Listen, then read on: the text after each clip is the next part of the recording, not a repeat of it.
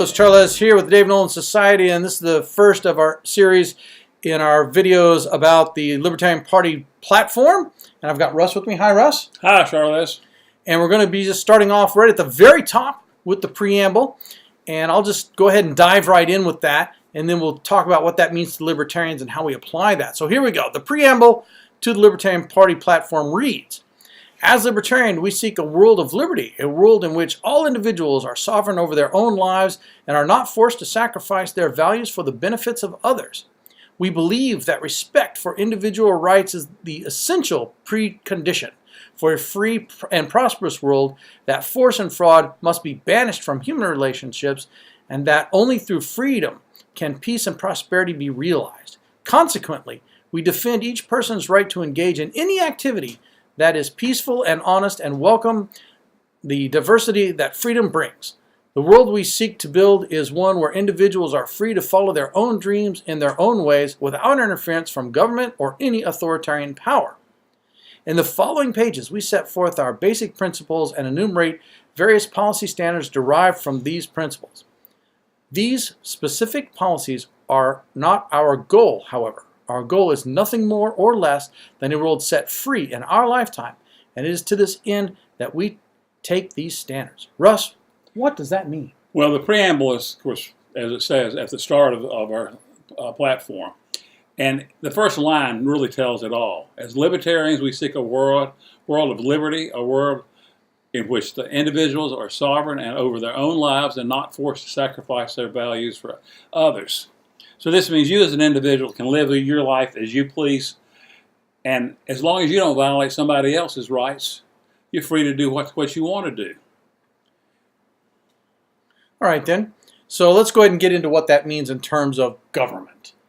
How does that apply? Well, government, let's talk about that a little bit, because it does apply to government, because we feel like this preamble applies to government as it does to individuals.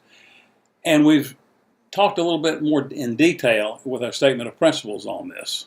All right. So I happen to have the statement of principles right here, and I'm going to read those now. Well, but before you read them, I do, let me tell you just a little background on it.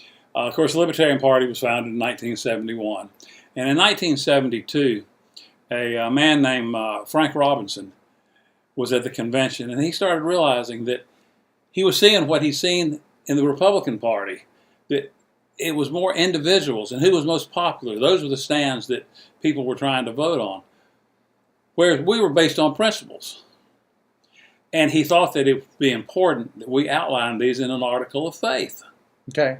So that's a big difference between our party and those other parties. Exactly. Those parties tend to be, and I think anybody who's politically savvy has watched this at all would realize it's that cult of personality. It's who's popular, who's the nice, shiny new thing, or whatever. Well, Char-Lez, every time one of the other two parties picks a different leader, they change their policies. Mm-hmm. With the Libertarian Party, we don't. Right. And he put together what he called an article of faith. And he, along with Ed Carlson, went to Dave Nolan. Okay. And brought them to his attention. And Dave thought they were great. So they actually were adopted in 1972. In 1974, they were slightly modified. But we feel so strongly about these that it takes a 7/8 majority to change them. Now that's at the convention, the delegates. At the convention. Okay. And if anybody's been to an LP convention, you know it's hard to get a simple majority, much less a 7/8 majority. So basically, this is written in stone. It's almost unanimous. I mean, exactly. There could be one or two outliers, but that's about it. That's 7/8. That's they're written in stone. You're not kidding. All right. So the statement of principles is sort of our touchstone, if you will, as libertarians. That this is what we can always turn to, and to use the words that you used with me earlier, is our guiding light. It's our guiding light, our beacon, and any time that we think we might be faltering, we need to go back and look at the statement of principles. It's sort of our compass, if you will. It's our compass, and make sure we're still following what's written in there. And in the statement of principles, we don't care whether you're a minarchist, an anarchist, or whatever you want to hide. We just want you to believe in liberty. Right. Okay. It's just that simple. So let me get to that so that people will know what we're talking about. Statement of principles read, we the members of the Libertarian Party challenge the cult of the omnipotent state and defend the right of the individual. We hold that all individuals have the right to exercise sole dominion over their own lives and have the right to live in whatever manner they choose, so long as they do not forcibly interfere with the equal right of others to live in whatever manner they choose. Governments throughout history have regularly operated on the opposite principle, that the state has the right to dispose of the lives of individuals and the fruits of their labor. Even within the United States, all political parties other than our own grant government the right to regulate the lives of individuals and seize the fruits of their labor without their consent. We, on the contrary, deny the right of any government to do these things and hold that where government exists, they must not violate the rights of individuals, namely, item 1, the right to life. Accordingly, we support the prohibition of the initiation of physical force against others, item 2, the right to liberty of speech and action.